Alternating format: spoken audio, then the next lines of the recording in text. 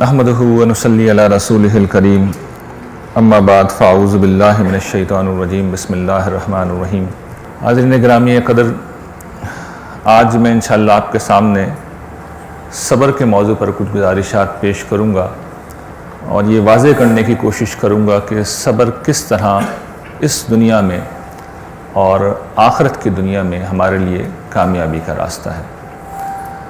اپنی گفتگو کا آغاز میں دنیا کے مسئلے سے کروں گا، اور اس کی وجہ یہ ہے کہ ہماری اجتماعی دانش کے سامنے پچھلے کم و بیش 200-300 برسوں سے 2-3 صدیوں سے جو اصل مسئلہ ان کے سامنے ہے، جس میں ہماری پوری اجتماعی صلاحیتیں خرچ ہو رہی ہیں، اس کا تعلق دنیا ہی سے ہے۔ یعنی دنیا میں ہم غلبہ حاصل کر لیں، اپنا کھویا ہوا مقام دوبارہ حاصل کر لیں، ہم دنیا میں اپنی کھوئی ہوئی سلطنت کو دوبارہ قائم کر لیں، خلافت کا احیاء کر لیں، یہ ہماری اجتماعی دانش کا ایک ہدف ہے۔ اس پس منظر میں مسلمانوں کی تاریخ کا ایک بہت اجمالی سا جائزہ لے کر آپ کو یہ بتاؤں گا کہ اس دور عروج کے بعد جو زوال آیا ہے، اس میں مسلمانوں نے کیا جد و جہد کی ہے اور اس کے نتائج کیا نکلے، اور پھر اس پس منظر میں صبر کے حوالے سے اپنی گزارشات پیش کروں گا۔ عصر حاضر میں حاضرین، ہم نے جو جد و جہد کی ہے، ہم نے اپنے کھوئے ہوئے اقتدار کو حاصل کرنے کے لیے جو کوششیں کی ہیں، میں ایک طالب علم کے طور پر یہ عرض کروں کہ وہ انسانی تاریخ میں کی جانے والی سب سے بڑی جد و جہد ہے۔ یعنی اس راستے میں لاکھوں جانیں گئی ہیں، اس میں کوئی شک نہیں کہ کروڑوں لوگوں نے ہجرتیں کی ہیں، ان گنت عصمتیں لٹی ہیں، جان مال آبرو کی جو تباہی ہوئی ہے، جو قربانی دی گئی ہے، لوگوں نے زندگیاں دی ہیں، صلاحیتیں دی ہیں، وقت دیا ہے، پیسہ دیا ہے، جو اس راستے میں دیا جا سکتا تھا وہ ساری قربانی لوگوں نے دی ہے۔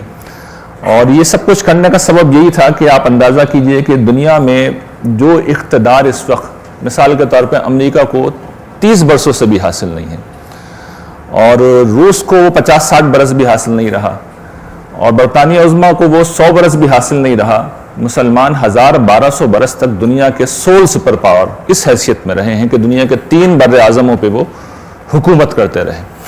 اقبال نے جب اس اقتدار کو بیان کیا تو وہ اپنے اشعار میں کہتے ہیں کہ کبھی اے نوجوان مسلم تدبر بھی کیا تو نے، وہ کیا گردوں تھا جس کا تو ہے ایک ٹوٹا ہوا تارا، تجھے اس قوم نے پالا ہے آغوش محبت میں، کچل ڈالا تھا جس میں پاؤں میں تاج سر دارا، کچل ڈالا تھا جس نے پاؤں میں تاج سر دارا۔ دارا اتنا بڑا بادشاہ تھا کہ سینٹرل ایشیا، آپ کا مڈل ایسٹ، آپ کا رشیا کا بہت بڑا حصہ، خود دریائے سندھ تک، یہ سب اس کی سلطنت میں شامل تھے۔ تو مسلمانوں نے خلافت راشدہ میں ساسانی حکومت کے، ایرانی حکومت کے پرخچے اڑا دیے تھے، اپنے قدموں تلے ان کے تخت و تاج کو رون دیا تھا۔ پھر بنو امیہ کی حکومت، بنو عباس کی حکومت، پھر عثمانی ترکوں کی حکومت، اس کے علاوہ بھی بہت سی سلطنتیں تھیں، جیسے کہ ہمارے ہاں جو مغل سلطنت تھی وہ قائم تھی، اور مسلمانوں کا روب و دبدبہ پوری دنیا کے اوپر قائم تھا۔ لیکن جس طرح دنیا میں اللہ تعالیٰ کا ایک قانون ہے کہ ہر کمال را زوال است، تو مسلمانوں کو بھی زوال آیا، اور 1000 سال کے عروج کے بعد اس زوال کا اگر بہت اچھا نمونہ، ایک پرفیکٹ قسم کا نمونہ کسی کو دیکھنا ہو تو وہ خود ہمارے خطے میں ہوا۔ یہاں پر مسلمانوں کی ایک عظیم سلطنت تھی، مغل امپائر۔ آپ اندازہ کیجئے کہ یہ ہندوستان کا جو خطہ تھا جس میں وہ سلطنت قائم تھی، یعنی ہندوستان سے مراد موجودہ ہندوستان نہیں بلکہ پورا بر صغیر، جس میں اس وقت 7-8 ملک قائم ہیں، اور جس کا ایریا کم و بیش 40 لاکھ اسکوائر کلومیٹر ہے۔ تو آپ سمجھیے کہ دنیا کی 1/4 آمدنی اورنگزیب عالمگیر کی آمدنی تھی، تنہا اورنگزیب عالمگیر کی آمدنی۔ تو یہ مسلمانوں کا اقتدار تھا، لیکن اس عروج کے بعد زوال یہ ہوا، یعنی آپ اندازہ کیجئے کہ جس طریقے سے جہاز اڑتے ہوئے زمین پر گرتا ہے، نوک کے بل آ کے گرتا ہے، اس طریقے سے وہ زوال آیا۔ اور چند اشروں کے بعد شاہ عالم ثانی کے زمانے میں ایک بات مشہور ہو گئی، اس طریقے سے مشہور ہو گئی کہ سلطنت شاہ عالم از دہلی تا پالم۔ پالم وہ جگہ ہے جو پرانا جو دلی تھا اس سے چند کلومیٹر کے فاصلے پر ایک نواحی بستی تھی، اور اس وقت وہاں پر دہلی کا ایئرپورٹ ہے۔ تو گویا کہ وہ جو 40 لاکھ مربع کلومیٹر کی سلطنت تھی وہ چند کلومیٹر تک محدود ہو کر رہ گئی۔ تو یہ مسلمانوں کو جب زوال آیا تو پھر اس کے بعد مسلمانوں نے اس کے لیے جدوجہد شروع کی، کہ وہ اپنا کھویا ہوا اقتدار بحال کریں. اور جو مسلمانوں کی فکر قیادت تھی اس نے اس مسئلے کی تشخیص کی کہ یہ زوال کیوں آیا, تو دو چیزیں انہوں نے اپنے سامنے رکھی. ایک یہ کہ تلوار سے دوری, مسلمانوں نے سیاسی میدان میں شکست کھائی ہے تو اس کی وجہ یہ کہ مسلمانوں نے تلوار چھوڑ دی ہے, مسلمانوں نے جہاد چھوڑ دیا ہے, مسلمانوں نے جنگ کے میدان میں شکستیں کھائی ہیں یا اس سے وہ بھاگتے ہیں, جنگ سے بھاگتے ہیں. تو یہ ایک تشخیص تھی جو کی گئی. اور دوسری یہ کہ مسلمان علمی اور فکری انحطاط کا شکار ہیں. چنانچہ اس تشخیص کے بعد مسلمانوں نے ایک اجتماعی جدوجہد شروع کی, اور اس جدوجہد کو سب سے بڑے پیمانے پر جس شخصیت نے کیا وہ اس دور تک, یعنی 12ویں صدی ہجری کا یہ قصہ ہے, مسلمانوں کی تاریخ کی اگر آپ ٹاپ کے لوگ ڈھونڈیں, 12 لوگ بھی اگر ڈھونڈیں تو 12 میں سے ایک ہوں گے. اور اگر آپ اپنے اثرات کے لحاظ سے دیکھیں تو وہ دنیا میں جو مسلمان ہیں اس وقت, جو مسلمان ہیں تو 2-4 مسلمان ہی ہیں, 2-4 ہی علماء ہیں, 2-4 لوگ ہی ہیں جن کے اتنے زیادہ اثرات ہیں جتنے اس شخصیت کے اثرات ہیں. اور یہ شخصیت تھی امام الہند شاہ ولی اللہ کی. شاہ ولی اللہ ایک بہت بڑے عالم تھے, بلکہ عالم بھی ان کے لیے چھوٹا لفظ ہے. اور اس کے ساتھ ساتھ ان کا جو اثر و رسوخ تھا وہ غیر معمولی تھا. تو سیاسی میدان میں ظاہر ہے کہ انہیں خود تو جدوجہد نہیں کرنی تھی, وہ فوجی نہیں تھے, وہ شاہ سوار نہیں تھے, تو انہوں نے عمرہ کو خطوط لکھے, جو اس زمانے میں ہندوستان کا ایک بہت بڑا نواب تھا, نواب نجیب الدولہ. اس کو انہوں نے خطوط لکھ کے کنونس کیا کہ دیکھو اس وقت مسلمانوں کی سلطنت پارا پارا ہو چکی ہے اور مراٹھے ہیں جو چھا رہے ہیں, ان کا اقتدار, ان کا غلبہ چھا رہا ہے, تو تم خود بھی اٹھو. اور پھر کہا جاتا ہے کہ احمد شاہ ابدالی کو بھی انہوں نے دعوت دی. اور پھر 1761 میں ہم جانتے ہیں کہ پانی پت کی تیسری لڑائی کے اندر احمد شاہ ابدالی نے مرہٹوں کی کمر توڑ کے رکھ دی اور ان کو شکست دی. یہ کوشش تھی جو شاہ ولی اللہ نے سیاسی میدان میں کی, جبکہ علم کی دنیا ان کی اپنی دنیا تھی.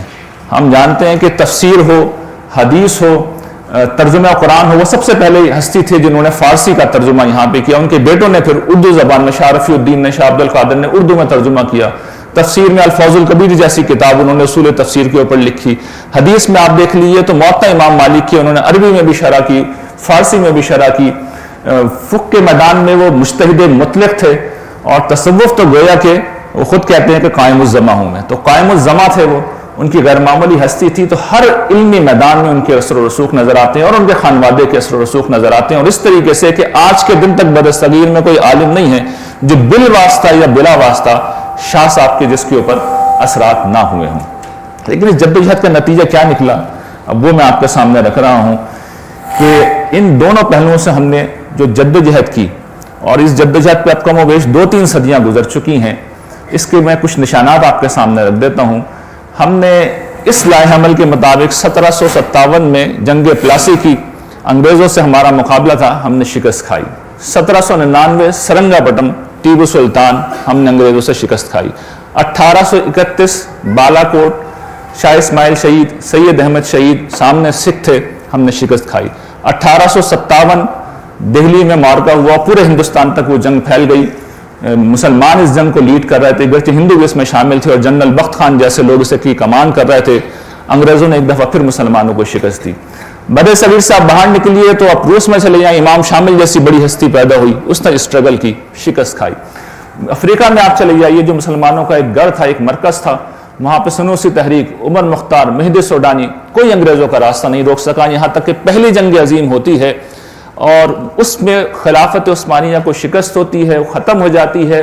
3 بر اعظموں میں جو اس کے مقبوضات تھے, افریقہ میں, ایشیا میں, یورپ میں, سب اس کے ہاتھ سے نکل جاتے ہیں, اور بمشکل تمام ترکی اپنا علاقہ بچا پاتا ہے. اور سیموئل پنک ہٹنگٹن نے اس بات کو بیان کیا اپنی کتاب کلیش آف سویلائزیشن میں کہ دنیا کے 3 بر اعظموں پہ حکومت کرنے والے مسلمان جنہوں نے 1200 برس تک حکومت کی تھی, دنیا کے صرف 3% حصے کے مالک رہ گئے 1920 کے اندر.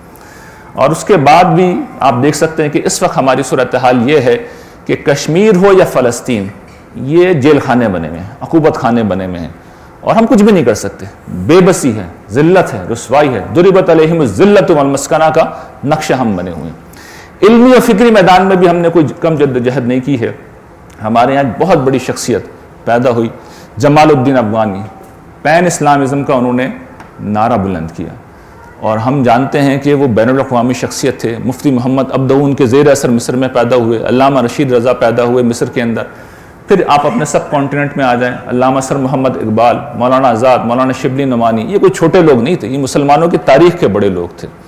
پھر آپ یہ دیکھیے کہ بڑی بڑی تحریکیں چلائی ہم نے، تحریک المدارس ہم نے چلائی ہے، ہم نے علی گڑھ کی موومنٹ چلائی ہے، تحریک خلافت ہم نے چلائی ہے، ہم نے اس کے بعد احیاء اسلام اور احیاء خلافت کی تحریکیں چلائی ہیں، لیکن ہماری جد و جہد کا نتیجہ کیا ہے وہ ہمارے سامنے ہے۔ تو 200 برس کی جد و جہد کا نیٹ رزلٹ یہ ہے کہ ہمارے ہاتھ میں کچھ بھی نہیں ہے۔ اب سوال یہ پیدا ہوتا ہے کہ پرابلم کہاں ہے؟ اب میں آپ کی خدمت میں عرض کروں گا کہ پرابلم کہاں ہے۔ دیکھیے اصل مسئلہ کیا تھا کہ ہمارا یہ جو زوال تھا، جسے ہم نے سیاسی زوال سمجھا، جسے ہم نے علمی زوال سمجھا، یہ شعبہ جاتی زوال نہیں تھا، یہ ہمہ گیر سماجی زوال تھا۔ یہ ہمہ گیر سماجی زوال تھا، اور ہمہ گیر سماجی زوال کب آتا ہے؟ یہ اس وقت آتا ہے کہ جب کسی معاشرے کی مڈل کلاس اور ایلیٹ کلاس میں اعلیٰ انسان پیدا ہونے بند ہو جائیں یا کم ہو جائیں، اعلیٰ انسان پیدا ہونے بند ہو جائیں، کم ہو جائیں۔ یہ ہمارا مسئلہ تھا، اور اس مسئلے کو بڑی دلچسپ بات یہ ہے کہ مسئلہ پیدا ہوتے وقت ہی آئیڈینٹیفائی کر دیا گیا تھا، اور جس شخص نے کیا تھا اس کا نام میں لے چکا ہوں۔ اورنگزیب عالمگیر نے اس مسئلے کو آئیڈینٹیفائی کر دیا تھا۔ وہ بادشاہ ہی نہیں تھا، بہت بڑا بادشاہ ہی نہیں تھا، وہ دانشور بھی تھا، وہ عالم بھی تھا، اس کا معاملہ پڑ رہا تھا، 50 سال تک اس نے حکومت چلائی ہے۔ تو اس نے اپنے خطوط میں مسئلے کو بتا دیا تھا۔ وہ یہ کہتا ہے اپنے ایک خط میں، وہ یہ کہتا ہے کہ آدم ہوشیار، امانت دار، خدا ترس، عبادہ کار، کامیاب، کوئی ایسا آدمی جس میں سمجھ بوجھ بھی ہو، خدا کا خوف بھی ہو، دیانت داری بھی ہو، معاملات کو ٹھیک بھی کر سکتا ہو، ملتے ہی نہیں ہیں مجھے ایسے لوگ، کامیاب ہیں ہی نہیں۔ وہ کہتا ہے ایک اور خط کے اندر کہ میں بنگال، جو اس کا سب سے بڑا صوبہ تھا، اس کے لیے کوئی آدمی ڈھونڈ رہا ہوں کہ وہاں کا انتظام وہ ٹھیک کر دے، لیکن نہیں ملتے، سر پیٹتا ہے کہ نہیں ملتے۔ از نایابی مردان کار، یہ اس نے بھری ہے، میں نے نہیں بھری، مردان کار نہیں ہے میرے پاس، آدمی نہیں ہے۔ یہ مسئلہ اسی وقت موجود تھا، سامنے آ گیا تھا۔ آپ اندازہ کیجئے 50 سال اس نے حکومت کی، ان 50 سالوں میں سے آخری 25 سال وہ مرہٹوں کے خلاف لڑتا رہا ہے دکن میں بیٹھ کے، اور کہا جاتا ہے کہ اس نے 25 سالوں میں 25 لاکھ فوج گنوائی ہے، 25 لاکھ فوج گنوائی، شکست نہیں دے سکا۔ کیوں؟ اس کے اپنے بیٹے جا کے دشمنوں سے مل جاتے تھے، کریکٹر لیس لوگ تھے۔ تو یہ مسئلہ ہے ہمارا جو 3 صدیوں سے اور آج کے دن تک موجود ہے، اعلیٰ انسان نہیں۔ اب اعلیٰ انسان کیوں نہیں پیدا ہوتے؟ پرابلم کہاں آتی ہے؟ یہ جو سماجی بانجھ پن ہے یہ کہاں سے جنم لیتا ہے؟ اب یہ ہے وہ چیز جو یہ طالب علم آپ کے سامنے رکھنا چاہتا ہے۔ دیکھیے 2 بنیادی چیزیں ہیں، ان کو سمجھ لیجئے۔ 2 بنیادی وجوہات ہیں۔ پہلی یہ کہ تربیت کے ادارے کمزور ہو جاتے ہیں، ڈس فنکشنل ہو جاتے ہیں، ختم ہو جاتے ہیں، اپنا کام کرنا چھوڑ دیتے ہیں۔ اور دوسرا یہ ہے کہ تربیت کی اساسات غلط ہو جاتی ہیں۔ پہلی بات کا مطلب سمجھ لیجئے، دیکھیے یہ کہا جاتا ہے ہمارے یہاں کہ ماں کی گود جو ہے وہیں سے بچے کی درسگاہ شروع ہو جاتی ہے۔ والدین سب سے پہلی درسگاہ ہوتے ہیں، اساتذہ، علماء، محلے اور خاندان کے بزرگ، پھر اسی طریقے سے خاندان سے آپ اوپر اٹھیے تو، محلے سے آپ اوپر اٹھیے تو معاشرتی سطح کے اوپر آپ کو عالم دین نظر آئے گا، آپ کو دانشور نظر آئے گا، اور پھر ایک پورا انسٹیٹیوشن ہوتا تھا جسے تصوف کا انسٹیٹیوشن کہا جاتا ہے۔ اس انسٹیٹیوشن کے اندر بھی یہ انتظام تھا کہ لوگوں کی تربیت کی جائے، لیکن ہم جانتے ہیں کہ یہ تربیت کا جتنے بھی ادارے ہیں عملی طور پر ڈس فنکشن ہو چکے ہیں۔ یعنی ہمارے یہاں صورتحال یہ ہے کہ خاندان ہم کیسے بناتے ہیں؟ جب ہم خاندان بنانے جاتے ہیں تو ہم کیا کر رہے ہوتے ہیں؟ ہم اپنے لڑکوں کے لیے ایک خوبصورت لڑکی دیکھ رہے ہوتے ہیں، یہ پہلی شرط ہوتی ہے۔ اس کے بعد ہم کچھ دیکھتے ہیں کہ بھئی اس کا گھرانہ کہاں رہتا ہے، کہاں رہائش ہے اس کی، باپ کیا کرتا ہے، کتنا جہیز متوقع ہے۔ یہ عام طور پہ معاشرے میں یہی معیارات ہیں۔ لڑکے کو ہم دیکھتے ہیں، جب ہم کسی لڑکے کو ڈھونڈتے ہیں تو کیا کرتے ہیں؟ کیریئر اورینٹڈ لڑکا ہو، پروفیشنل ڈگری ہو، کارپوریٹ سطح کا ملازم ہو، یہاں سے ہمارا خاندان وجود میں آتا ہے۔ ایسا ہی ہوتا ہے نا، یہی ہوتا ہے ہمارے یہاں، یہی ہوتا ہے، زیادہ تر یہی ہوتا ہے۔ یہاں سے ہمارا خاندان وجود میں آتا ہے۔ اس میں نہ سیرت زیر بحث آتی ہے، نہ کردار، نہ اخلاق۔ وہ ایک لفظ آپ نے سنا ہوگا، صوم و صلاۃ کا پابند، یہ بھی اب کوئی زیر بحث نہیں آتا۔ تو یہاں سے اب جو یہ خاندان کیا ہے؟ معاشرے کی بنیادی اکائی ہے۔ یہاں بچے پیدا ہوتے ہیں، بچے پروان چڑھتے ہیں۔ تو یہاں سے کیا تربیت ہوگی؟ سارے ادارے ڈس فنکشنل ہو چکے ہیں. اب کوئی ادارہ فعال ہے، کوئی تربیت کر رہا ہے معاشرتی سطح پہ، تو میڈیا کر رہا ہے. اور میڈیا دو ہی چیزیں دکھاتا ہے، نیگیٹیوٹی یا مادیت. وہ مادیت پیدا کر رہا ہے. اور اسی لیے پھر وہ سارے ریکوائرمنٹ جو میں نے آپ کی خدمت میں عرض کی کہ خاندان بناتے وقت ہم جن چیزوں کا خیال رکھتے ہیں یا جن چیزوں کو ڈھونڈتے ہیں وہ اصل میں میڈیا سے آ رہے ہیں. بڑا بنگلہ، بڑی گاڑی، چمکتی دمکتی گاڑی، کیریئر، خوبصورتی، ظاہری چیزیں، یہ پہلی چیز ہے. یہاں اعلیٰ انسان پیدا نہیں ہوتے، کبھی نہیں ہو سکتے. اور یہ سمجھ لیے اعلیٰ انسان کیا ہوتا ہے؟ اعلیٰ انسان وہ ہوتا ہے جو اس اخلاق کا مظاہرہ کرے جس کو رسول اللہ صلی اللہ علیہ وسلم کی زندگی میں دیکھا جا سکتا ہے، یا اس کی کوشش کرے، اور پھر اس کے ساتھ ساتھ کو اپنی ذات سے اوپر اٹھنے کے لیے تیار ہو جائے. میری بیوی، میرے بچے اس سے ذرا اوپر اٹھنے کے لیے تیار ہو جائے، معاشرے کے اجتماعی خیر و شر سے بے نیاز ہو کر زندگی نہ گزارے بلکہ اس کو بھی اپنا مسئلہ بنائے. تو یہ اعلیٰ انسان ہوتا ہے. تو تربیت کے ادارے جب ڈس فنکشنل ہوتے ہیں، کمزور ہوتے ہیں، تو پھر یہ مسئلہ پیدا ہو جاتا ہے. دوسرا جو میں نے یہاں پہ بیان کیا ہے، تربیت کی اساسات غلط ہو جائیں.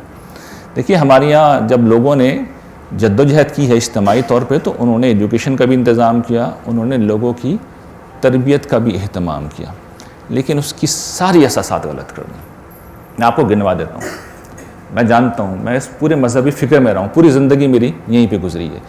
یہاں پر جو اساسات ہیں کیا ہیں، اور میں صحیح اساسات بھی آپ کو صحیح بتاؤں گا، صحیح بنیادیں کیا ہیں. صحیح بنیاد جو ہمیں قرآن مجید سے ملتی ہے وہ حق ہے، صداقت ہے. قرآن مجید میں جو 4 مقامات بیان ہوئے ہیں، انبیاء، صدیقین، شہداء، صالحین. اب نبی تو کوئی نہیں بن سکتا، زیادہ سے زیادہ جو اوپر جا سکتے ہیں آپ صدیق بن سکتے ہیں. تو یہ صدیقین کون ہوتے ہیں؟ یہ حق پرست ہوتے ہیں، سچائی جن کے لیے سب سے بڑا مسئلہ ہو. تو سچائی کے بجائے تعصب مسئلہ ہے. میرا فرقہ، میرا گروہ، میرا عالم، میرا نقطہ نظر. جس جگہ میں پہلی دفعہ چلا گیا، جو بات میں نے سمجھ لی، اب میں نے اس سے نہیں ہٹنا. میرا تعصب پیدا ہو گیا ہے، کچھ نہیں سننا میں نے، کانوں میں انگلیاں ٹھوس لینی ہے میں نے. تو یہ ہے ہماری تربیت کا پہلا معیار. دوسرا کیا معیار ہے؟ اصل معیار ہے ایمان و اخلاق. یعنی دین ایمان و اخلاق کا نام ہے.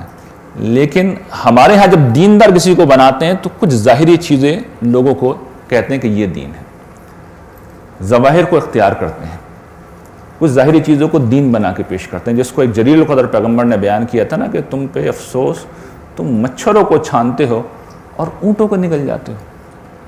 تیسری اساس کیا ہے کہ ظاہری چیزوں میں بھی کچھ چیزیں تو واقعی ایسی ہیں جو مطلوب ہیں. شریعت میں بہت سی چیزیں ایسی ہیں جو عین مطلوب ہیں، جو پہاڑ کی طرح ہیں. عبادات ان میں سے مثال کے طور پر ایک ہے. تو یہ جو عبادات ہیں ان میں ہم نے سارا فوکس کر دیا فارم کے اوپر، ظاہری شکل کے اوپر. جو ان کی حقیقت ہے، جو ان کی اسپرٹ ہے، جو ان کا مقصد ہے، وہ زیر بحث نہیں آتا. تو یہ تیسرا مسئلہ ہے. یہ 3 مذہبی مسئلے ہو گئے. 3 غیر مذہبی مسئلے بھی ہماری تربیت میں شامل ہیں. شرف انسانیت عقل ہے. تو فرد کے اندر یہ تربیت اس کی ہونی چاہیے کہ وہ عقلی بنیادوں پہ فیصلے کرے. ہماری یہاں جذباتی تقریریں کر کے جذباتی باتیں کرنے والے یہ قوم کے رہنما بنے ہوئے ہیں، اور لوگ یہاں سے فیصلے کر رہے ہوتے ہیں. آپ سیاست میں دیکھ لیجیے، آپ مذہب میں دیکھ لیجیے، جو اچھی جذباتی تقریریں، جذباتی باتیں کر سکتا ہے وہ زیادہ بڑا لیڈر ہو جاتا ہے. اسی طریقے سے دوسرا معیار کیا ہے؟ پازیٹیو انسان ہونا چاہیے. اعلیٰ انسان پازیٹیو ہوتا ہے. ہمارے یہاں نیگیٹیوٹی، کانسپائریسی تھیوری، ہر شخص کو شک کی نظر سے دیکھنا، یہ کردار کا حصہ بنا دیا جاتا ہے. ایک اور وصف ہے اصول پسندی. آدمی اصولوں پہ چیزیں طے کر رہا ہو. ہمارے یہاں اصل معیار شخصیت ہے.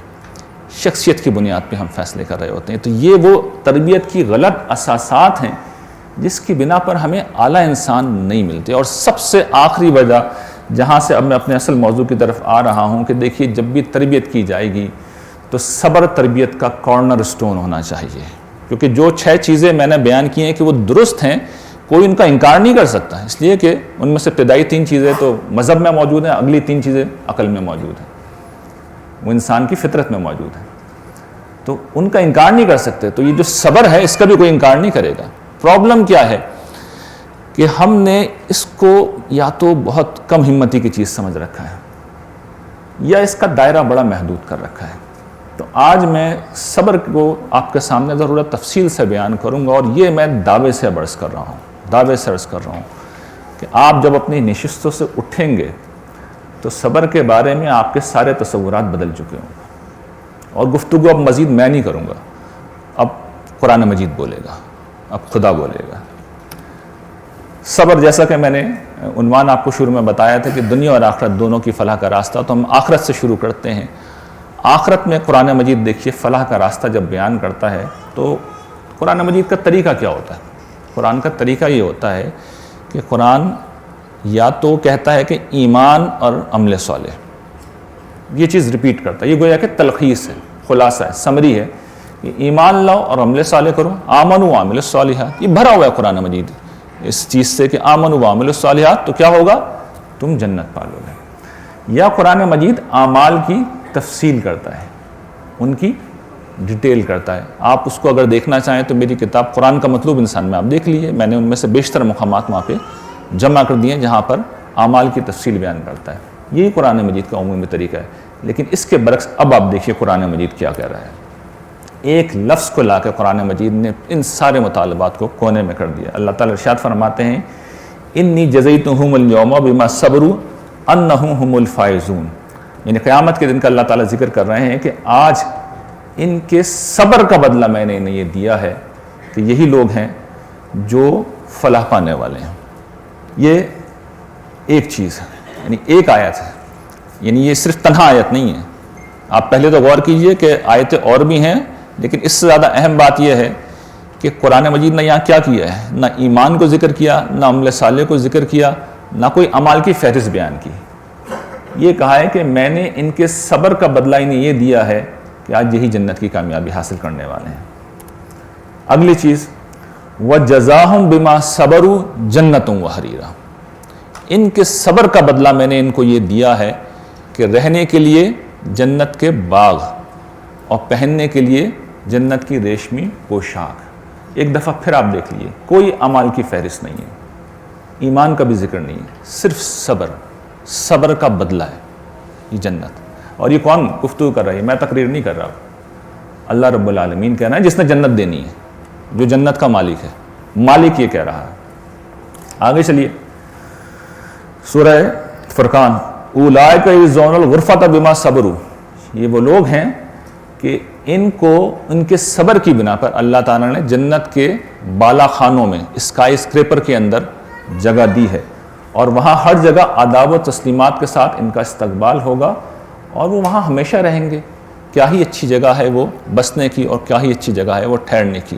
ونس اگین آپ دیکھ لیجیے جنت کو کس کا بدلہ قرار دے رہے ہیں اللہ تعالیٰ؟ صبر کا۔ کوئی ایمان زیر بحث نہیں آ رہا، ایمانیات کی لسٹ ہے پوری، نہیں زیر بحث لا رہا ہے، اعمال کی لسٹ ہے، نہیں زیر بحث لا رہے ہیں۔ اب اہل ایمان جنت میں چلے گئے، ان کو آخرت کا گھر دے دیا گیا، وہاں وہ ہمیشہ رہیں گے۔ اب فرشتے ان کے پاس آ رہے ہیں، ہر طرف سے آ رہے ہیں، سلام لے کے آ رہے ہیں۔ تو کیا کہہ رہے ہیں؟ سلام علیکم بما صبرتم، تم پر سلام ہو اس لیے کہ تم نے صبر کیا۔ کوئی فہرست نہیں گنوائی ہے فرشتوں نے کہ تم نے فلاں فلاں فلاں فلاں نیک کام کیا، نماز پڑھی، روزہ رکھا، حج کیا، نہیں، صبر کیا۔ اچھا آگے بڑھیے، اب دنیا میں آ جائیے۔ دنیا میں نے ذکر کیا تھا مسلمانوں کا سب سے بڑا مسئلہ کیا ہے کہ غلبہ کیسے حاصل ہو، دشمنوں کے مقابلے میں فتح کیسے حاصل کی ہو۔ تو قرآن مجید نے اس کو بیان کر دیا۔ سورہ انفال ہے، جنگیں کفار سے شروع ہو رہی ہیں، تو اللہ تعالیٰ بیان کرتے ہیں کہ ان یکم منکم 20 صابرون یغلبوا 200۔ ہونا تو یہ چاہیے تھا کہ اللہ تعالیٰ یہ کہتے، ہم اگر اس بات کو کہتے کہ 20 لوگ بہت بہادر ہوں گے تو وہ 200 پہ غالب آئیں گے، 20 لوگ ایمان والے ہوں گے تو وہ کفار پہ غالب آئیں گے۔ یہ نہیں کہہ رہے، وصف کیا بیان کر رہے ہیں؟ صبر کرنے والے۔ آپ نے دیکھا کس وصف کا انتخاب کیا؟ صبر کا۔ اچھا یہ ابتدا کا ذکر ہے، اس کے بعد اور لوگ ایمان لاتے ہیں، ایمان میں ذوف آ گیا۔ پہلے تو صحابہ اکرام وہ سابقون اولون اعلیٰ درجے کے لوگ ہیں، تو یہ ریشو ہے 1:10 کا، ریشو کم کیا ہے، 1:2 کے اوپر آئے ہیں اللہ تعالیٰ۔ اگلا حکم آیا 100 لوگ ہوں گے تو 200 پہ غالب آئیں گے، ریشو بدل گیا۔ وصف بدلا ہے کیا؟ وصف نہیں بدلا ہے، وصف ابھی بھی یہی ہے۔ 100 صبر کرنے والے، 100 صبر کرنے والے ہونے چاہیے، تب کہیں جا کے 200 کے اوپر غالب آئیں گے۔ غلبہ چاہیے، دشمنوں کے خلاف فتح چاہیے، صبر ہونا چاہیے۔ طالوت اور جالوت کی جنگ ہو رہی ہے، سورہ بقرہ میں اللہ تعالیٰ بیان کرتے ہیں۔ طالوت کا لشکر ہے، حضرت داؤد بھی اس میں موجود ہیں، جالوت کا لشکر ہے، کفار کا لشکر ہے۔ یہ وہ مشہور جنگ ہے جس میں حضرت داؤد نے جالوت کو قتل کیا تھا، اور اس کے بعد بادشاہ نے اپنی بیٹی سے ان کو بیاہ کے پھر اگلے بادشاہ وہ بنے تھے۔ دعا کیا مانگ رہے ہیں؟ ربنا افرغ علینا صبرا وثبت اقدامنا وانصرنا علی القوم الکافرین، پروردگار ہمارے اوپر صبر انڈیل دے۔ مانگ کیا رہے ہیں اللہ تعالیٰ سے؟ صبر انڈیل دے، اور اس کا نتیجہ کیا ہے؟ ثابت قدمی عطا کر دے۔ صبر کا ترجمہ آپ کریں ثابت قدمی ہوتی ہے، یعنی اپنی بات کو انہوں نے دوبارہ دہرایا ہے۔ اچھا، اگلی چیز یہ اللہ کی مدد چاہیے، یہ بڑا کنسرن ہے نا، فانصرنا علی القوم الکافرین، کافروں کے مقابلے میں ہمیں غلبہ دے۔ سورہ آل عمران میں اللہ تعالیٰ بتاتے ہیں اگر تمہارے دشمن تم پر فوراً حملہ کر دیں تو میں 5000 فرشتوں سے تمہاری مدد کروں گا۔ شرط کیا ہے کہ تم کیا کر رہے ہو؟ ان تصبروا وتتقوا، اگر تم صبر اختیار کرو اور تقوی اختیار کرو تو 5000 فرشتے نشان لگے ہوئے بھیجوں گا۔ خدا کی نصرت ہم میں سے کس کو نہیں چاہیے؟ ہمیں چاہیے۔ شرط کیا ہے؟ صبر۔ یہاں تقوی کا بھی ذکر آ گیا، اور اب کچھ اور اعمال کا بھی ذکر آئے گا، لیکن اس میں بھی نوٹ کیجئے گا ہر جگہ صبر پہلے کھڑا ہوا ہوگا، مقدم صبر ہوگا، زیادہ اہم صبر ہوگا۔ سازشوں کا بڑا تذکرہ رہتا ہے ہمارے یہاں، غیر جو مسلم ہیں، یہود ہیں، ہنود ہیں، امریکہ ہے، روس ہے، بھارت ہے، سازشیں کر رہے ہیں۔ اللہ تعالیٰ کیا کہتے ہیں؟ صبر کرو، ان تصبروا وتتقوا لا یضرکم کیدہم شیئا، اگر تم صبر کرو گے اور تقوی اختیار کرو گے تو تمہیں ان کی کوئی چال تمہارا کچھ نہیں بگاڑ سکتی، ان کی کوئی چال تمہارا کچھ نہیں بگاڑ سکتی۔ دشمنوں کی سازشیں مسئلہ ہے نا، تو اللہ تعالیٰ یہ نہیں کہہ رہا کہ کنسپائریسی تھیوری پہ ایک پروگرام کر لو تم، وہ کہنا ہے صبر اختیار کرو۔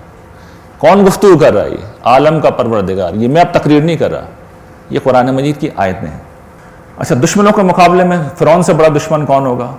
اور بنی اسرائیل جیسی مظلوم قوم کون ہوگی جس کی آپ سمجھیے کہ بیٹیوں کو بس چھوڑتے تھے اور بیٹوں کو ذبح کر دیتے تھے۔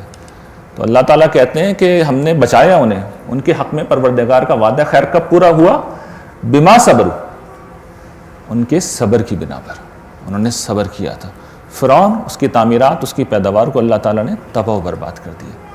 اچھا، اس کے بعد اگلی چیز، لیڈرشپ اچھی نہیں ملتی ہمیں، یہی ہمارا مسئلہ ہے، یہ شکایت ہے۔ وَجَعَلْنَا مِنْهُمْ أَئِمَّةً يَهْدُونَ بِأَمْرِنَا لَمَّا صَبَرُوا وَكَانُوا بِآيَاتِنَا يُوقِنُونَ۔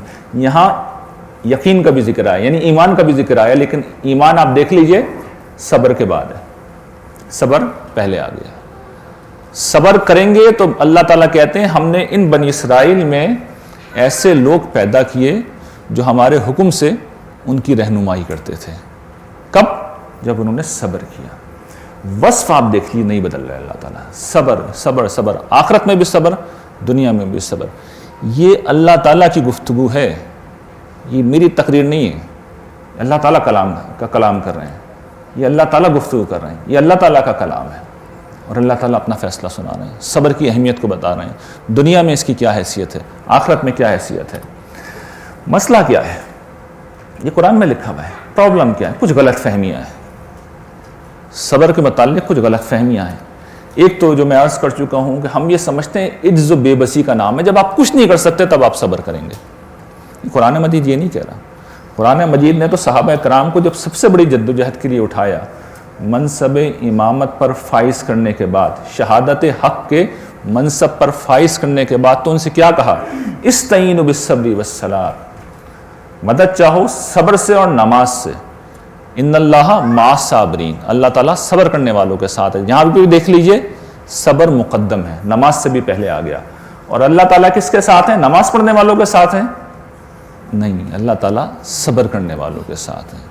یہ صبر کی سگنیفیکنس ہے۔ جس کے ساتھ اللہ تعالیٰ ہے وہ کمزور کیسے ہو سکتا ہے؟ آپ جس چیز سے مدد چاہ رہے ہیں وہ کمزور کیسے ہو سکتی ہے؟ اسے تو کوئی بہت بڑی چیز ہونا چاہیے نا۔ صبر اتنی بڑی چیز ہے۔ ایک اور تصور یہ ہے کہ صبر غم کے موقع پہ کیا جاتا ہے۔ کسی کا انتقال ہو گیا، دکھی ہے تو ہم اسے گلے لگاتے ہیں، کہتے ہیں بھائی صبر کرو، بہن صبر کرو۔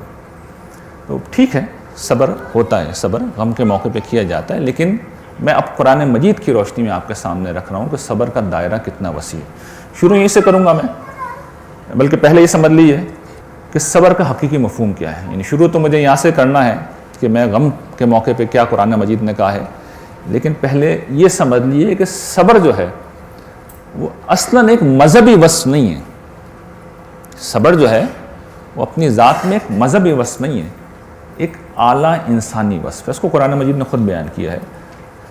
یہ ایک آیت ہے سورہ صاد کی. یہ جو کفار کسی موقع پہ حضور کے سامنے موجود تھے، حضور نے توحید کی دعوت دی، تو ان کی جو فرعونیت تھی، جو رعونت تھی، اس میں وہ اٹھے اور یہ کہتے ہوئے چلے گئے وَاصْبِرُوا عَلَىٰ آلِهَتِكُمْ، اپنے بتوں کے اوپر جمے رہو.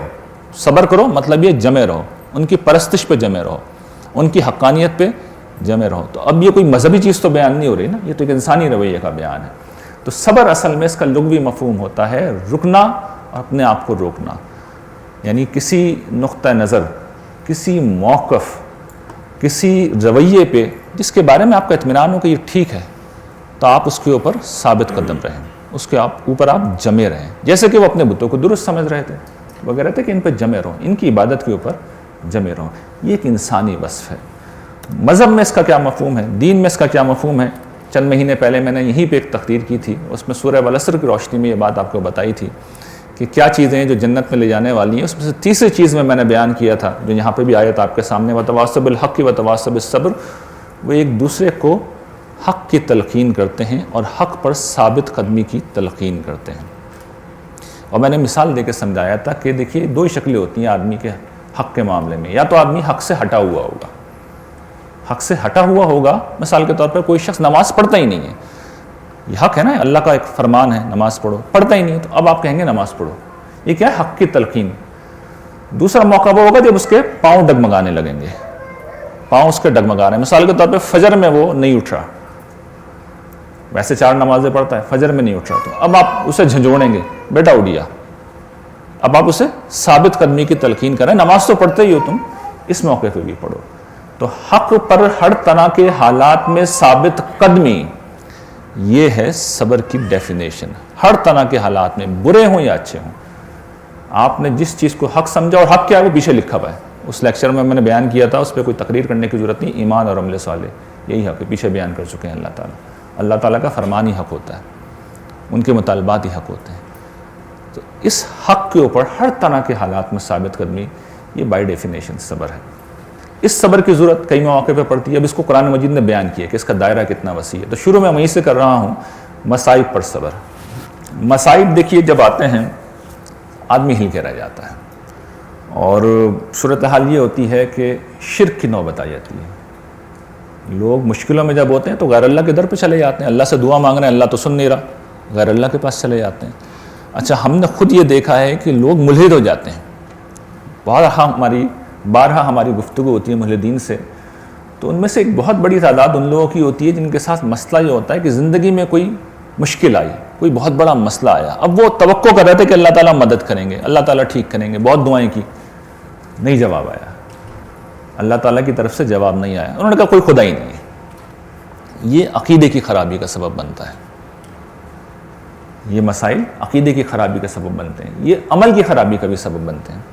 کس طرح؟ آدمی حرام میں پڑتا ہے، رشوتیں لوگ لینے لگتے ہیں. غربت کے مارے لوگ، تنگدستی کے مارے لوگ رشوتیں لینے لگتے ہیں، حرام میں پڑ جاتے ہیں. جزا فضا کرتے ہیں، شکوہ شکایت کرتے ہیں، کلمات کفر زبان سے نکالتے ہیں. تو عقیدے کی بھی خرابی ہے، عمل کی بھی خرابی. تو اللہ تعالیٰ نے باہتمام اس بارے میں توجہ دلائی ہے کہ وَلَنَبْلُوَنَّكُمْ بِشَيْءٍ مِّنَ الْخَوْفِ وَالْجُوعِ وَنَقْصٍ مِّنَ الْأَمْوَالِ وَالْأَنفُسِ وَالثَّمَرَاتِ وَبَشِّرِ الصَّابِرِينَ، کہ دیکھو ہم تمہیں یقیناً آزمائیں گے کسی قدر خوف سے، بھوک سے، اور تمہارے مال جان اور پیداوار کے نقصانوں سے تمہیں آزمائیں گے. تو خوشخبری ہے، خوشخبری سنا دو. خوشخبری ہے صبر کرنے والوں کے لیے، صبر کرنے والوں کے لیے خوشخبری ہے. تو یہ ایک موقع ہے. اس کی پھر قرآن نے بڑی تفصیل کی، ایک خاص موقع ہے. اس کو قرآن مجید بیان کرتا ہے کہ 3 مواقع ہیں جہاں پر صبر بہت اہم ہوتا ہے، اور صبر نہ ہو تو پھر آدمی کے پاؤں پھسلتے ہیں. وَالصَّابِرِينَ فِي الْبَأْسَاءِ وَالضَّرَّاءِ وَحِينَ الْبَأْسِ، تنگ دستی میں، بیماری میں، اور جنگ کے موقع پہ. دیکھیے یہ جو غربت کا پرچہ ہے نا، جب آتا ہے تو یہ مہینوں کے لیے نہیں، برسوں کے لیے آتا ہے. ڈیرے ڈالتی ہے جب غربت جب ڈیرے ڈالتی ہے تو پھر جاتی نہیں ہے، وہ پوری نسل اس میں گزر جاتی ہے. جوانیاں لوگوں کی کڑی جاتی ہیں، زندگیاں گزر جاتی ہیں. آدمی خواہشات تو کجا اپنی ضروریات تک پوری نہیں کر سکتا. تو ایسے میں انسان کا پایہ استقلال میں لغزش نہ آئے، ثابت قدم رہے، صحیح رویے پہ رہے، صبر کے بغیر ممکن نہیں۔ دوسری چیز بیماری جب آتی ہے تو بے پناہ اذیت تکلیف کے ساتھ بہت زیادہ مالی خرچہ بھی ہوتا ہے۔ بعض اوقات ہاسپٹلائزیشن میں 2-2 4-4 دن کے اندر لاکھوں روپے کا خرچہ ہو جاتا ہے، اور پھر سارے تیمہ دار وہ بھی پریشان، گھر والے بھی پریشان، آپ بھی پریشان، تکلیف میں، گھر والے ذہنی پریشانی میں، مال بھی خرچ ہو رہا ہے۔ تو یہ بھی بہت غیر معمولی موقع ہے جس پہ صبر کی صورت ہے۔ اور پھر جنگ ہوتی ہے تو جان مال آبرو تینوں بے وقت ہو جاتی ہیں۔ تو ان 3 موقع پہ قرآن نے خاص طور پہ توجہ دلائی ہے، لیکن صبر یہاں تک محدود نہیں ہے۔ اب دیکھیں اللہ تعالیٰ اس کا دائرہ وسیع کر رہے ہیں، پھیلا رہے ہیں۔ نیکی کی راہ پر، دعوت کی راہ پر جب آدمی چلتا ہے تو اول تو دیکھیے دعوت کے کام کے لیے جب بھی آپ اٹھیں گے تو بغیر ہمت، حوصلے، صبر کے یہ کام ممکن ہی نہیں ہے۔ آپ کو پیسے خرچ کرنے پڑیں گے، وقت دینا پڑے گا۔ یہ کرنے کے بعد آدمی ایکسپیکٹ کرتا ہے کہ کوئی تعریف ہو، لیکن میں آپ کو ذاتی تجربے کی بنیاد پہ بتاتا ہوں کہ جتنی گالیاں اس راستے میں پڑتی ہیں اتنی کہیں اور نہیں پڑتی۔ آپ خاموشی سے اپنے گھر میں اطمینان سے بیٹھ جائیں، نیکیاں اختیار کریں، لوگ واہ واہ کریں گے، آپ پبلک میں کھڑے ہو جائیں، اس کے بعد جو آپ کے ساتھ ہوگا۔ نیچے جو میں نے آیت بیان کی ہے، رسول اللہ صلی اللہ علیہ وسلم کو قرآن میں سب سے زیادہ جو صبر کا ذکر آیا وہ اسی حوالے سے آیا، وَاصْبِرْ عَلَىٰ مَا يَقُولُونَ وَاهْجُرْهُمْ هَجْرًا جَمِيلًا۔ اے نبی جو کچھ حفوات یہ بک رہے ہیں آپ اس پہ صبر کیجئے اور بھلے طریقے سے۔ حضور کو کیا نہیں کہا گیا، کیا نہیں کہا گیا، معاذ اللہ جادوگر، معاذ اللہ دیوانہ، شاعر، کیا کیا نہیں کہا گیا۔ حضور کے قریبی رشتہ داروں نے، سگے لوگوں نے، کون سی اذیت ہے جو نہیں دی گئی۔ تو اس راستے میں بڑی تکلیفیں آتی ہیں، ثابت قدم رہنا کوئی آسان کام نہیں ہوتا۔ تو بھلے طریقے سے پھر آدمی کو برداشت کرتے ہوئے الگ ہو جانا چاہیے۔ اور پھر وہ جو سورہ لقمان میں اوپر والی آیت ہے، وَاصْبِرْ عَلَىٰ مَا أَصَابَكَ، اس راہ میں جو تکلیف پہنچے اس پہ صبر کرو، یہ بڑی عظیمت کے کاموں میں سے ہے، یہ بہت بڑا کام ہے۔ اس لیے کہ دیکھیے سب کچھ ہوتا ہے، پھر آدمی کوئی کام کر رہا ہوتا ہے اسے کریڈٹ ہی نہیں ملتا، دوسرے کریڈٹ لے آتے ہیں لوگ۔ آپ کام اچھا کر رہے ہیں، آپ کو بہت کچھ برا سننے کو مل جاتا ہے، دل ٹوٹ جاتا ہے انسان کا، میں نے یہ سب کچھ کیا اور مجھے کچھ میرے ساتھ الٹا برا ہو گیا۔ تو یہ بہت بڑا میدان ہے صبر کا، اور اس کا اجر بڑا غیر معمولی ہے۔ پھر ایک اور موقع جو قرآن مجید بیان کرتا ہے، یہ پوری زندگی ہے گویا کہ اب جو زیر بحث آ رہی ہے۔ ایک بہت بڑا دائرہ یہ ہے کہ جو لوگ کہتے ہیں کہ ہم آدمی ہیں تمہارے جیسے، ہم آدمی ہیں تمہارے جیسے، جو تم کرو گے وہ ہم کریں گے۔ تو قرآن مجید تو کچھ اور کہہ رہا ہے، وہ کہتا ہے کہ دیکھو وَلَا تَسْتَوِي الْحَسَنَةُ وَلَا السَّيِّئَةُ، یہ جو بھلائی ہے برائی ہے برابر نہیں ہو سکتی۔ تو کوئی برا کرے تو تم جواب میں وہ کرو جو بہتر ہے۔ تو اس کا نتیجہ کیا نکلے گا کہ جو شخص تمہارا دشمن ہے وہ تمہارا جگری یار، تمہارا دوست بن جائے گا۔ اور پھر یہ مقام کس کو ملتا ہے؟ وَمَا يُلَقَّاهَا إِلَّا الَّذِينَ صَبَرُوا وَمَا يُلَقَّاهَا إِلَّا ذُو حَظٍّ عَظِيمٍ۔ یہ مقام نہیں ملتا مگر یہ کہ آدمی صبر کرے، اور یہ بڑے نصیبے والوں کو ملتا ہے۔ نصیبے والوں سے بھی دیکھیے پہلے مقدم صبر کو کر دیا ہے۔ صبر اس سے بھی کوئی اوپر کی چیز ہے، یعنی خدا کے نزدیک یہ بہت ہی بڑی چیز ہے۔ تو لوگوں کی برائی کے جواب میں ہمیں برا نہیں کرنا، ہمیں اچھا کرنا ہے، لیکن یہ کب کریں گے ہم؟ جب ہم صبر کریں گے۔ ہم نے اصولی فیصلہ کر لیا کہ ہم نے نہیں ہلنا، ہم نے نہیں ہلنا۔ یہ آخری چیز ہے جس کا کسی کو یقین ہی نہیں آئے گا کہ یہ آیت بھی قرآن مجید میں موجود ہے، اس لیے کہ صبر کا تو 100% تعلق غم سے ہے، پریشانیوں سے، چلے مشکلات سے ہے، بیماری سے ہے، غربت سے ہے، لوگوں کی برائی کے جواب میں ہے، دعوت کے راستے میں ہے۔ اللہ تعالیٰ یہاں تو کچھ اور کہہ رہے ہیں، وہ یہ کہہ رہے ہیں کہ دیکھو انسانوں کو جب ہم کسی نعمت کا مزہ چکھاتے ہیں اور پھر اس سے لے لیتے ہیں تو وہ مایوس ہو جاتا ہے، ناشکرہ ہو جاتا ہے۔ یہ سورہ ہود ہے۔ اور پھر اس تکلیف کے بعد اسے ہم اپنی نعمت دوبارہ دیں تو انسان بڑے اکڑ کے ساتھ شیخی کوری کرتے ہوئے بڑے فخر سے کہتا ہے کہ میری ساری تکلیفیں دور ہو گئیں۔ یہ بڑا منفی رویہ، کنڈیمیبل رویہ ہے کہ آپ کے پاس پیسہ آیا، دولت آئی، طاقت آئی، زندگی میں ہوتا رہتا ہے، اچھے برے دن آتے جاتے رہتے ہیں۔ تو اب پیسے آئے، عزت آئی، آپ کرسی کے اس طرف آ کے بیٹھ گئے، اقتدار آ گیا آپ کے پاس، تو اب آدمی شیخی مارنے لگتا ہے، اترانے لگتا ہے، لوگوں کی تحقیر کرتا ہے، تذلیل کرتا ہے، اسراف کرتا ہے، تبذیر کرتا ہے، یعنی ہر وہ اخلاقی رویہ جو غلط ہے، جو غیر مطلوب ہے، اس کا مظاہرہ کر رہا ہے۔ تو اللہ تعالیٰ کہتے ہیں یہ چیز نہیں کرتے کون؟ الا الذین صبروا وعملوا الصالحات، سوائے ان کے جو صبر کرنے والے ہیں۔ یعنی اس کا تعلق نعمتوں سے بھی ہے۔ آپ حالت نعمت کے اندر آپ صحیح رویے کا مظاہرہ نہیں کر سکتے جب تک صبر کا وصف نہ ہو۔ اور دیکھ لیجئے پورا اعمال صالح موجود ہے یہاں پہ، لیکن کس کے بعد؟ صبر کے بعد، یہ اس کی اہمیت ہے. یہ میں گفتگو نہیں کر رہا ہوں، یہ اللہ تعالیٰ گفتگو کر رہے ہیں، یہ قرآن مجید بول رہا ہے، یہ خدا بول رہا ہے. فیصلے کر رہے ہیں اللہ تعالیٰ کہ تم نعمت کی حالت میں بھی میرا مطلوب رویہ اختیار ہی نہیں کر سکتے. اور صبر کی ڈیفینیشن ذہن میں رکھیے گا، ہر طرح کے حالات میں ثابت قدم، جس نظریے کو، جس فکر کو، جس بات کو حق سمجھا ہے ڈٹے رہو اس کے اوپر. نہ مصیبت تمہیں ہلا سکے، نہ نعمت تمہیں ہلا سکے. اچھا، اب کچھ سیکولر چیزیں بھی آپ کے سامنے رکھ دوں، یعنی غیر مذہبی چیزیں. صبر ابھی تک ہم نے یہ دیکھا ہے کہ مذہبی اعتبار سے اللہ تعالیٰ اسے کیسے بیان کر رہے ہیں، لیکن غیر مذہبی پہلو سے بھی صبر کو دیکھ لیجئے. اسٹیون کووے دور جدید کا ایک بڑا مصنف ہے، اور اس نے انسانی تعلقات کے اوپر بڑا ہی مارکت العارہ کام کیا. اس کی کتاب 7 habits of highly successful people سمجھیے کہ سب سے زیادہ پڑھی جانے والی کتابوں میں سے ایک ہے.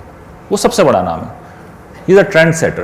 اس نے ایک نئے نقطہ نظر دنیا کو انٹروڈیوس کرایا. اس سے پہلے ایک دوسرا نقطہ نظر تھا انسانی تعلقات کے باب میں. تو اس کتاب میں ایک چیز بیان کرتا ہے، پرویکٹیو اپروچ. وہ کہتا ہے کہ دیکھیے، ہم عام طور پر ریئیکٹیو اپروچ کے تحت زندہ رہتے ہیں. لوگ جو کریں گے ہم اس کے جواب میں اپنے رد عمل کو متعین کرتا ہے. تو وہ کہتا ہے نہیں، ہمیں پرویکٹیو اپروچ اختیار کرنی چاہیے. ہمیں خود کچھ فیصلے کرنے چاہیے، کچھ معیارات طے کرنے چاہیے اور اس کے مطابق زندگی گزارنی چاہیے. لوگوں کے رد عمل پہ ہم اپنے عمل کو ڈپینڈ نہیں کریں گے. ہمارے عمل کا انحصار لوگوں کے اوپر نہیں ہوگا. آپ غور کیجیے، یہ کیا چیز ہے؟ یہ وہی صبر ہے. ہر طرح کے حالات میں آپ اپنے اصولوں کے مطابق جی رہے ہیں. یعنی وہ جو بات کہہ رہا ہے غیر مذہبی پیرائے میں، سیکولر پیرائے میں، وہ بات وہی ہے جو اللہ تعالیٰ کہہ رہے ہیں. ایک اور تحقیق ہے جو 90s میں کی گئی تھی، اور وہ تحقیق یہ تھی، یعنی سماجیات کی وہ تحقیق تھی کہ اہل مغرب میں یہ تحقیق ہوئی کہ زندگی میں کامیاب لوگ کون ہیں. تو انہوں نے دیکھا کہ ذرا معاشرے کے کامیاب لوگوں کا ہم انٹرویو کرتے ہیں. خیال ان کا یہ تھا کہ وہ بچے جو first division, second, third division لیتے رہے ہیں، ایک گریڈز جن کے آتے رہے ہیں، جو زبردست نمبر لیتے رہے ہیں، وہ زندگی میں آگے ہوں گے. ان کا خیال یہ تھا کہ وہ لوگ شاید آگے ہوں گے. انہیں معلوم ہوا کہ حیرت انگیز طور پہ وہ لوگ آگے نہیں تھے. تو انہوں نے دیکھا کہ بھی دوسرے لوگ آگے ہیں، ان میں کیا خصوصیت ہے. تو پھر انہوں نے یہ کہا کہ یہ جو پہلی قسم کے بچے تھے جنہوں نے اعلیٰ گریڈز لیے تھے، ان کا آئی کیو بہت اچھا تھا، بہت ذہین تھے. لیکن جو دوسری قسم کے لوگ ہیں ان میں ایک دوسری خوبی پائی جاتی ہے. اس کو انہوں نے نام دیا ای کیو، ایموشنل کوشنٹ. آئی کیو انٹیلیجنٹ کوشنٹ. ایموشنل کوشنٹ یعنی انہیں اپنے جذبات کے اوپر پورا قابو تھا، ان کو صحیح طریقے پہ استعمال کرنے پر پوری قدرت رکھتے تھے. جذبات پہ قابو پانا یہی تو صبر ہے. جس وقت جذبات انسان کے حاکم ہو جاتے ہیں صبر ختم ہو جاتا ہے. تو جو لوگ غیر مذہبی پیرائے میں بات کہہ رہے ہیں، ایک صبر کرنے والا آدمی آلریڈی وہاں پہ کھڑا ہوا ہوتا ہے. تو یہ چیز ہے جو میں چاہ رہا تھا آپ کے سامنے آ جائے. اب گفتگو کے آخر میں جہاں سے میں نے بات شروع کی تھی، اب اسی سے میں بات ریلیٹ کر رہا ہوں کہ ہمارا حال، ہمارا مستقبل. دیکھیے، ہم نے پچھلے 200-300 برسوں میں جتنی غیر معمولی جد و جہد کی ہے، جو ہمارا ایکٹیوزم رہا ہے، میں عرض کر چکا ہوں انسانی تاریخ کا سب سے بڑا ایکٹیوزم ہے. لیکن اس جد و جہد میں ہمیں ملا تو کچھ نہیں. ہم اعلیٰ ترین انسان بھی جو کچھ بھی تھے انہیں بھی گنواتے چلے گئے ہیں.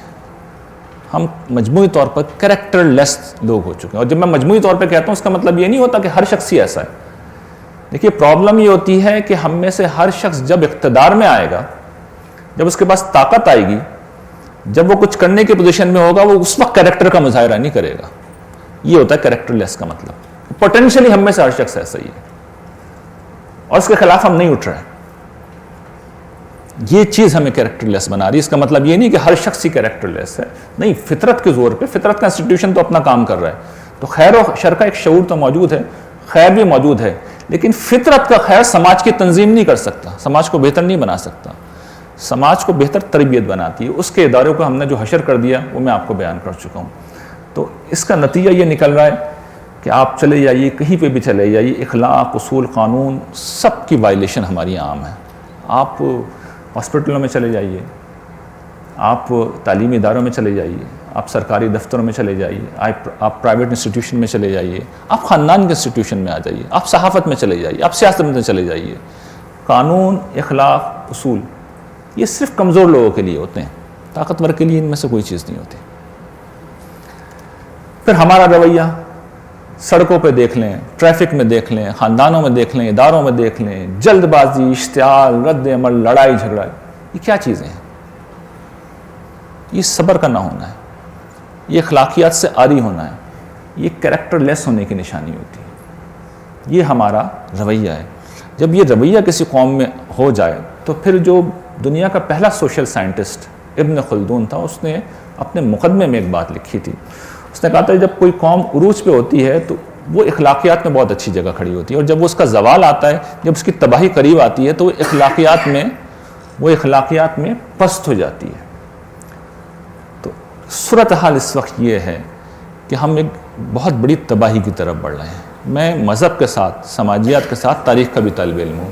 میری جو پہلی کتاب تھی، بلکہ جو دوسری کتاب تھی، اس کا موضوع تاریخ تھا، اور اس کے لیے میں نے اول تا آخر ساری تاریخ کو پڑھا تھا، فلسفہ تاریخ کو پڑھا تھا، اور جتنا کچھ میں جانتا ہوں میں آپ کو پورے اطمینان کے ساتھ بتا سکتا ہوں کہ اس مقام پہ آنے کے بعد کوئی قوم نہیں بچی، آج تک نہیں بچی۔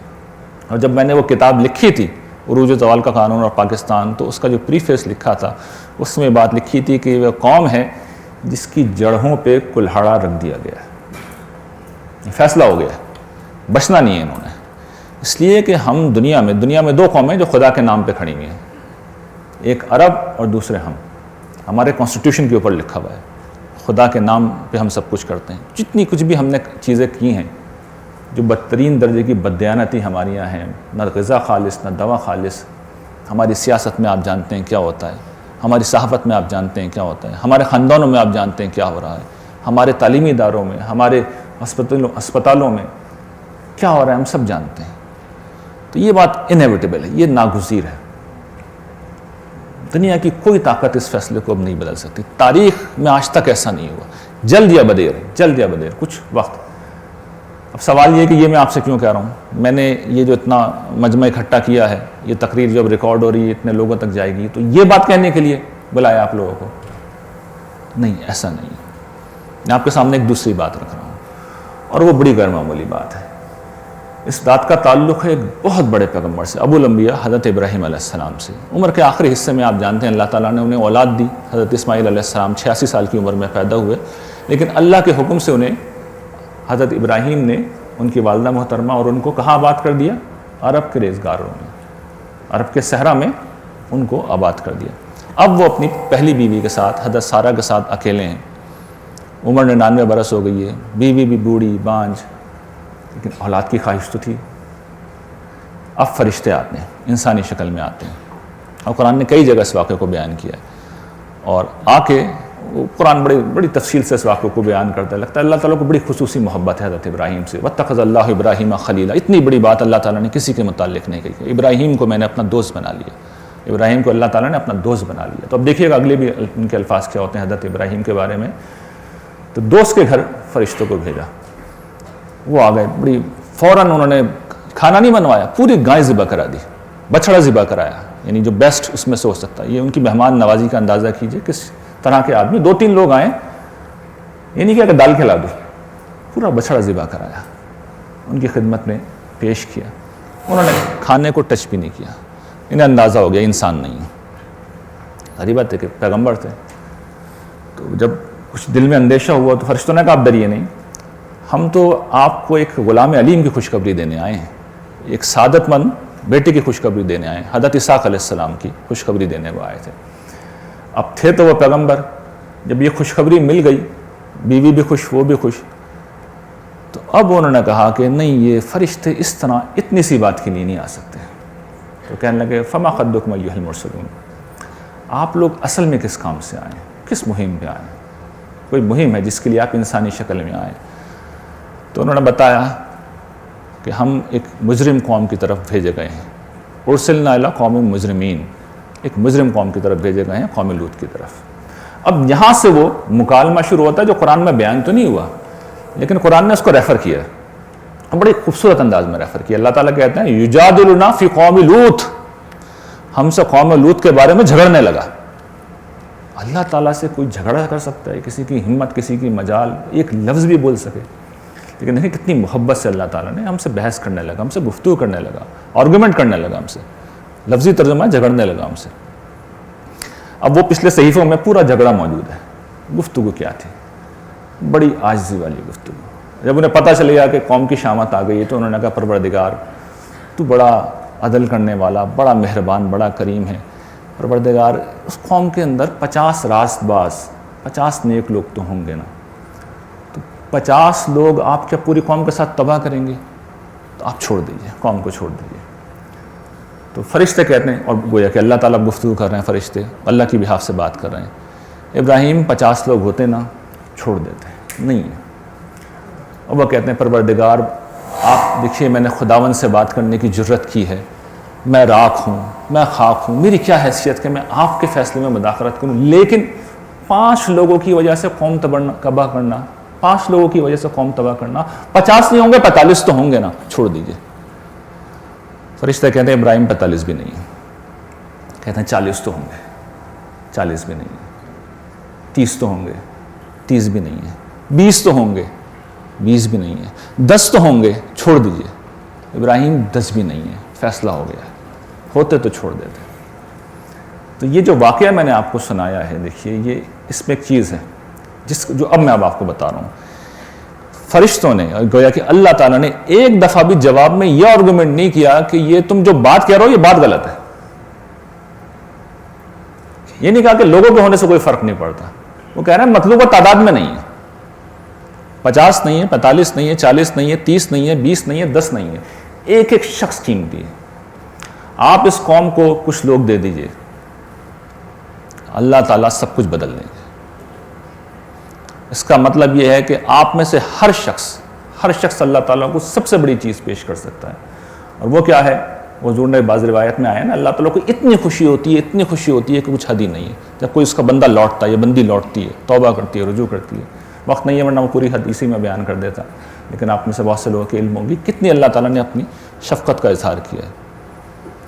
تو جب کوئی بندہ یا بندی لوٹتی ہے، کوئی انسان اعلیٰ انسان بننے کا عزم کرتا ہے، تو پھر قوموں پہ سے آیا ہوا عذاب ٹال دیا جاتا ہے، فیصلہ واپس لے لیتے ہیں، وہ جو کلہاڑا رکھ دیا گیا درخت کے اوپر اس کو اٹھا لیا جاتا ہے، بلکہ دنیا میں عزت، اقتدار، عروج دے دیا جاتا ہے۔ تو کرنے کا کام اب آخر میں کیا ہے میرے اور آپ کے لیے، کہ ہم اپنے بارے میں اصولی فیصلہ کریں کہ ہم نے لوٹنا ہے، اور ہم نے خدا کا وہ بندہ بننا ہے، وہ مطلوب انسان بننا ہے جو اللہ کو مطلوب ہے، اور اس کے لیے اپنی تربیت کرنی ہے۔ دیکھیے ہم جب بھی نیکی کی راہ اختیار کرتے ہیں تو یہ مذہبی فکر کا یہ مسئلہ ہے، ہمیشہ دوسروں کو نیک بنانے کی مہم پہ نکل کھڑے ہوتے ہیں، دوسروں کو نہیں، اپنے آپ کو، دوسروں کو دیکھنا چھوڑ دیں۔